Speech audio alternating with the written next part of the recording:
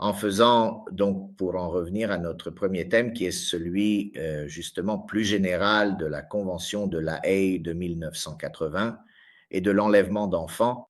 Justement, je le répète, l'enlèvement, je considère que c'est l'une des problématiques les plus délicates, si l'on veut, dans le cadre du droit international privé.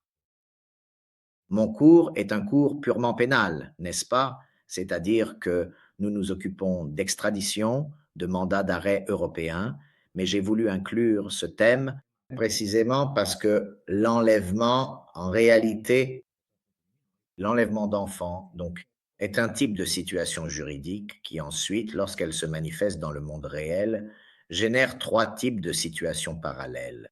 Elle génère donc l'ouverture d'une procédure pénale. Très souvent, une procédure de nature civile se déroule en parallèle, relative, par exemple, à la pension alimentaire de l'enfant, à la garde de l'enfant au lieu de résidence de l'enfant, etc. Et puis, il y a ce tertium qui est la procédure de rapatriement, la procédure justement prévue par la Convention de La Haye.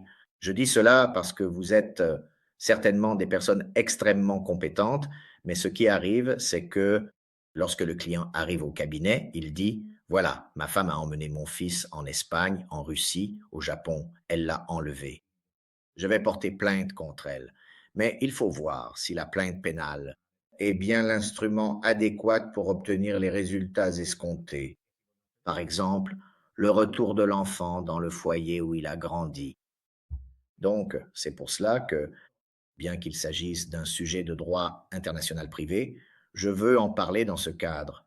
Parce que, justement, en général, l'enlèvement implique aussi d'autres types d'intérêts, comme par exemple la protection de l'enfance, le respect des lois nationales des deux conjoints, et on peut donc dire que cette convention, qui est très ancienne, si on y pense, elle a 40 ans, fournit précisément le cadre normatif principal pour la résolution de ces litiges et elle établit les mécanismes pour le retour de l'enfant enlevé et la protection des droits de l'enfant. Donc la protection des droits, de ses droits à l'enfant. Quels sont donc l'origine et les objectifs? Par la suite, en utilisant aussi un peu le schéma du vademecum fourni par le ministère lui-même, parce que, comme nous le verrons, chaque État gère le fonctionnement de la Convention par le biais d'une autorité qui s'appelle l'autorité pour les mineurs. Notre autorité pour les mineurs,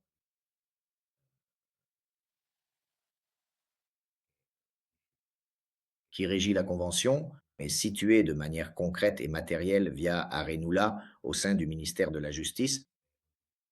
En fait, quand vous faites les, les demandes, c'est comme ça qu'on apprend un peu l'adresse du ministère via Renula 70 parce qu'on se retrouve à écrire à cette entité, à cet organisme. La Convention de La Haye de 1980 est donc un traité multilatéral et elle a été adoptée pour répondre à ce phénomène croissant des enlèvements qui, en général, peut se produire au mieux dans le cadre intra-européen et très souvent dans le cadre extra-européen. Mais quel est l'objectif? Je le répète, l'objectif n'est pas de sanctionner le conjoint, de le faire arrêter, l'objectif principal est de garantir le retour immédiat des mineurs enlevés ou retenus illicitement dans un autre État contractant. C'est donc le rapatriement. On applique cette convention non pas pour faire condamner la mère ou le père qui a enlevé le mineur, non pas pour les envoyer en prison, non pas pour établir la garde, mais pour prendre physiquement ce mineur et le faire retourner là où il était.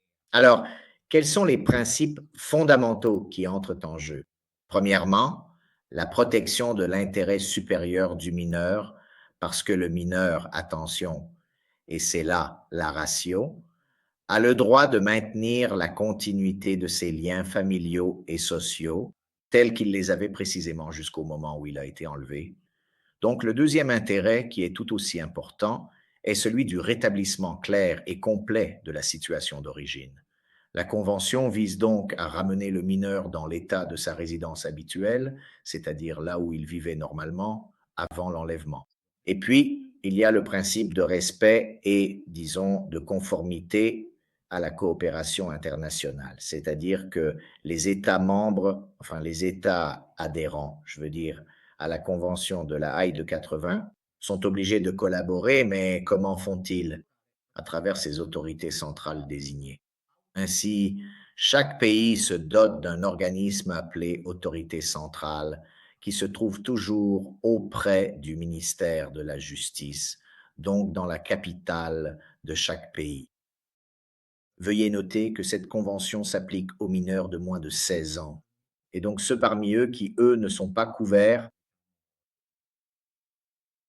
16 ans et 18 ans, qui ont en réalité été déplacés illégalement de leur lieu de résidence habituel, etc., etc. Il est donc important d'en venir au concept même de soustraction internationale. L'enlèvement, par définition, se produit lorsqu'un enfant est illégalement, c'est-à-dire sans autorisation, emmené d'un parent à l'autre, généralement d'un grand-parent, d'un parent, d'un ami ou d'un amant, d'un pays à un autre, sans le consentement de l'autre parent ni des autorités compétentes. Attention donc, car la soustraction peut résulter d'une action, donc d'une activité, voire d'une mission, car l'enlèvement peut également se produire lorsqu'un mineur est retenu dans un autre État, notez bien, au-delà de la durée convenue. Il arrive souvent, par exemple, que le père ou la mère autorise l'enfant à aller voir ses grands-parents. Je ne sais pas, dans l'État X, ils doivent rentrer avant le 30 août. L'enfant ne rentre pas et donc l'absence de retour engendre en effet une omission, ce qui est essentiellement ce qui soustraction internationale, quelles en sont les causes? Les principales causes des enlèvements internationaux sont les conflits familiaux, les séparations et les divorces. C'est pourquoi je vous disais que la procédure AIA est la prochaine étape. Les procédures devant les tribunaux, généralement celles des mineurs, sont probablement similaires au traitement d'une procédure civile, à savoir une séparation ou un divorce. Parmi les autres causes très fréquentes figurent les différences culturelles et juridiques entre les États.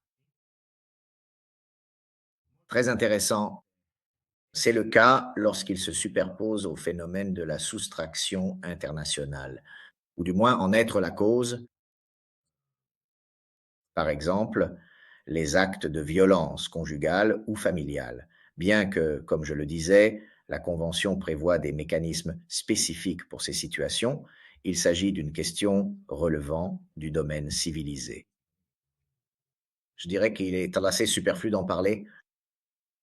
Euh, Faites attention, car l'une des causes les plus importantes d'enlèvement international est la tentative d'un parent de changer de juridiction pour obtenir des conditions plus favorables en cas de garde. C'est-à-dire, je prends l'exemple classique, cela vous est peut-être arrivé. Deux parents vivent en Italie, ils ont l'intention de se séparer.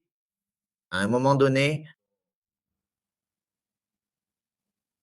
que sais-je, la femme, je prends cet exemple, la femme s'enfuit, elle va en Espagne. Elle va en Espagne, puis 2 jours après, elle demande là-bas, que sais-je, la séparation, la garde, ce genre de choses. Il est donc très important de bien comprendre. Disons que c'est la dynamique de la tentative de changer de juridiction, l'un des, disons, des déclencheurs, des éléments causaux les plus importants. Il est inutile, disons, d'énumérer les conséquences de manière trop détaillée, mais il faut se souvenir des conséquences, je veux dire des conséquences pour le mineur, parce que le mineur, et entre parenthèses, le juge appelé par l'autorité centrale pour statuer sur le rapatriement en tiendra compte, mais en général, disons, la Convention accorde une attention particulière aux difficultés psychologiques, aux traumatismes découlant de la séparation. On examine aussi les problèmes juridiques, l'incertitude relative à la garde, mais aussi, car c'est là le sens, la protection du patrimoine humain, individuel et subjectif de l'enfant.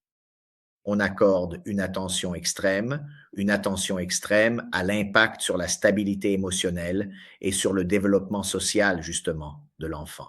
Il n'est pas rare, surtout quand, par exemple, l'un des, disons, des parents provient de régions peut-être du tiers-monde, ou en tout cas avec un niveau de vie plus bas que le niveau européen, eh bien la Convention tente aussi à protéger le mineur des problèmes de développement culturel et éducationnel. Nous avons dit que la Convention établit des procédures pour la demande de rapatriement et cette demande, les demandes en général, doivent toujours passer par, comme nous le disions précédemment, l'autorité centrale. Chaque État signataire mineur, que fait-on? On doit s'adresser à l'autorité centrale. Il faut s'adresser à l'autorité centrale.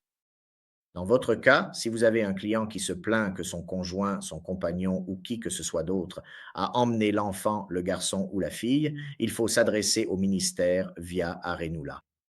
Parce que chaque État signataire de la Convention de la Haye, comme nous le disions, a cette commission, a une autorité centrale chargée de recevoir et de gérer les demandes de rapatriement. Donc le processus prévoit donc, et vous pouvez aussi trouver un recueil complet de formules justement sur les sites qui, si je ne me trompe pas, sont institutionnalisés. Quoi qu'il en soit, il y a une présentation de la demande par le parent privé, une demande privée. L'autorité centrale examinera la documentation pour vérifier la résidence habituelle du mineur et, et l'enlèvement illicite lui-même, c'est-à-dire si on peut le considérer comme ayant été perpétré.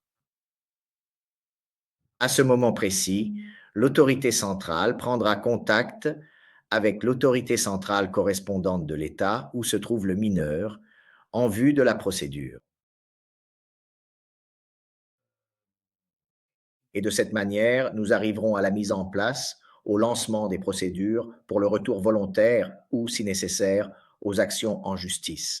C'est-à-dire que fondamentalement, cette convention a voulu créer un réseau qui fondamentalement aiderait le parent qui se voit enlever un enfant. Mais imaginez le cas où, justement, cette convention n'existerait pas, c'est-à-dire un enfant enlevé, emmené aux États-Unis, le père ou la mère, je ne sais pas, est un ouvrier de Vigevano, mais comment pourrait-il, seul, gérer la récupération et le rapatriement d'un mineur qui se trouve à l'autre bout du monde? Ce serait totalement impossible. Voilà à quoi sert l'autorité centrale, à se substituer et à mettre à profit notamment les prérogatives légales, essentiellement dans les situations prévues, en collaborant et en s'appuyant sur l'autorité centrale correspondante de l'État où se trouve le mineur.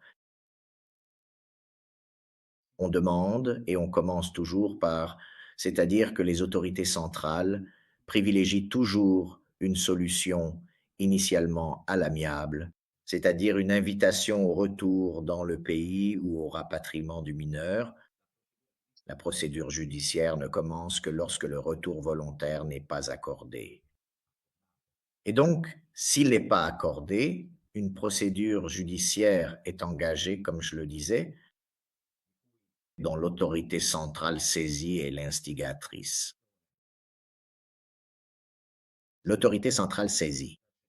Par exemple, si l'enfant a été emmené, je ne sais pas, en Amérique, eh bien, sur demande de l'autorité centrale italienne, l'autorité centrale américaine lancera la procédure judiciaire. Ce ne sera donc pas le parent qui s'est vu enlever l'enfant qui devra lancer la procédure, intenter une action en justice. Non, ce sera l'autorité centrale elle-même qui donnera le coup d'envoi. Donc, une fois la procédure judiciaire lancée, il y aura l'analyse du caractère illicite de l'enlèvement, l'évaluation des éventuelles exceptions au rapatriement, car évidemment, le parent convoqué dans cette procédure cherchera toujours à à trouver une justification. Donc, je ne sais pas, le risque grave pour le mineur, ce sont généralement les arguments qui sont utilisés.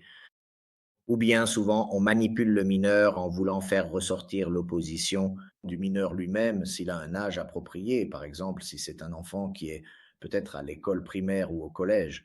Ou bien, souvent, la partie qui a enlevé l'enfant invoque des détails ou des motifs de nature vraiment technique, comme par exemple le dépassement du délai d'un an après l'enlèvement, etc., etc. Qu'est-ce que la médiation internationale? Dans certains cas, la médiation familiale internationale peut être utilisée pour trouver justement une solution consensuelle entre les parents en évitant de longues batailles juridiques. Mais il est important, je le répète, de revenir sur la définition